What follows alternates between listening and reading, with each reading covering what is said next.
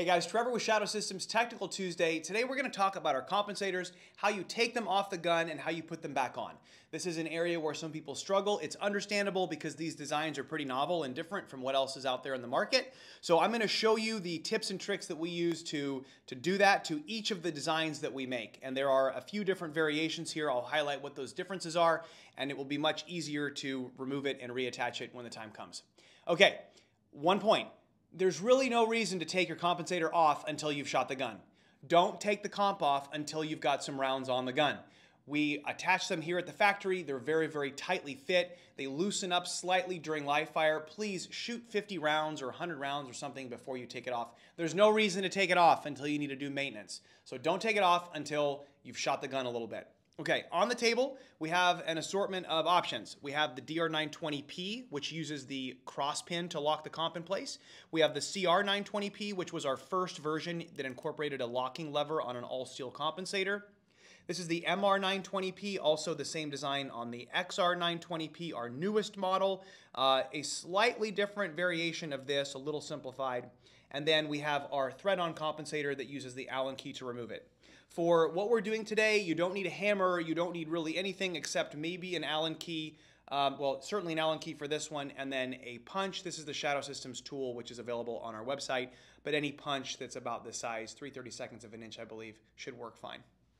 Okay, let's remove this one first. So for all the compensators, please take off the guide rod first. In some cases, the guide rod will actually retain the comp. So you have to disassemble the gun, take the top end off, remove the guide rod. Okay. We are going to push this cross pin out. Note the position of this spring first. In the back of the compensator, you'll see a little spring. It's a cylindrical spring, not a coil spring. So it's one continuous little piece that goes into the body of the comp. After I push that pin out, this might want to fall out. So just pay attention to that and don't lose it. You can push the pin out from either side. I find it's easiest to push it out from the spring side, but either side is fine. So I'm going to, again, on a gun that's been shot a little bit, just push that pin out from the side. It'll pop out. You'll notice that there's a notch in the pin. That notch coincides with the location of the spring. So when you reinstall the pin, you'll want to make sure that that notch lines up with the spring. Some of our earlier generation actually had 2 notches. We went down to 1 just because it was kind of unnecessarily weakening the pin. So just make sure that that notch lines up with that spring. Okay, after that, the comp comes off to the front. And the O-ring, in this case, stayed on the barrel. In some cases, it will actually stay in the compensator. So when you reattach it, just make sure that it's lined up and it's not blocking the bore or something. Let's highlight that spring briefly. So, like I said, that spring can fall out. Okay, if this spring falls out, you will want to install it correctly when it goes back in the compensator. Keep in mind, that little notch right there is what retains one side of the spring. So the spring, or one side of the pin. So the pin would be living in there sort of like that. When you reinstall this, you want this dog leg here to basically be coming down toward the bottom. If you look in this notch where that spring lives, you'll see a hole biased toward the top. So the hole is basically on the upper part of that notch.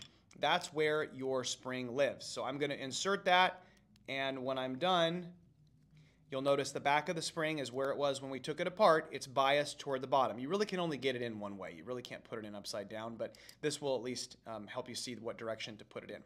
Okay, so after you've done that, it's time to reinstall the compensator.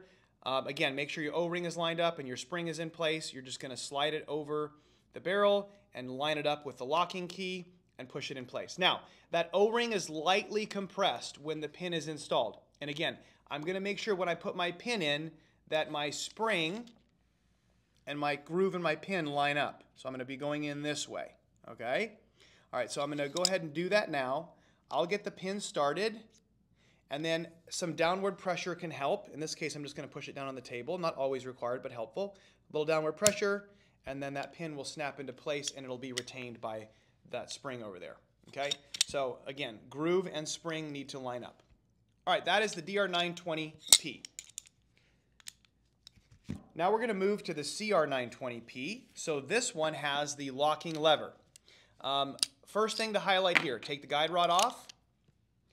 On the back of the compensator, there is a small detent which is located here. Okay, I'm touching it with the punch. So that detent needs to be pushed down and toward the muzzle before this lever can open. So when I insert the tool in there, I make sure I'm overlapping that detent and I push it down. Okay? Once it's held down, it will allow this lever to turn. Now this one's been shot a good bit, so I probably can just use the tool to rotate it open like that, see? But really a better way, folks, is to use your thumb to apply additional force. So I would hold the detent down as I did a moment ago and then use my thumb to apply force and rotate it open. Okay? There's no O-ring or anything on these. It's all contained in the compensator. But just to show you that detent one more time, you'll watch as I close this, it'll snap into place. See it pop in right there, right? That's what needs to be pushed down before the lever can open. It won't open at this point. If I push that down, now it can rotate open. Like that. Sorry, it's hard to hold it for the camera. Like that. All right. There we go. So that is the CR920P design. Put it back over the barrel, close it, and you're done. Okay. The MRP and XRP have a similar design. So this is an MR920P. Again, it has nothing on this side, but you'll see the latch visible on that side. Remove the guide rod. Again, the guide rod retains it. In this case, there is no detent. So what would have been a detent located in this area generally is not there. Instead, we've kind of built the detent into the lever itself. If a gun has been shot a good bit, you can usually apply pressure on the back of this radius here and open it. This one's pretty tight because it's relatively new. In cases like this, we actually use like a table or a hard surface. So if I apply force along the back of this ring right here, it'll open the comp. Somebody's obviously done it here before. I'm gonna just engage that back edge of the radius with the table and push it. Okay? You probably want to do it on a workbench or something so you don't damage your, like your wife's heirloom table from her grandma or something. All right, so that's how it opens up. To close it, same deal. I'll go ahead and take it off, slide it back over the end of the barrel, and then when you close it, you'll hear a click. That's the internal detent. So once again, just apply pressure on the back corner, and it'll open up, and then it reverses the assembly process. Okay? All right, the last one, of course, is the thread-on compensator.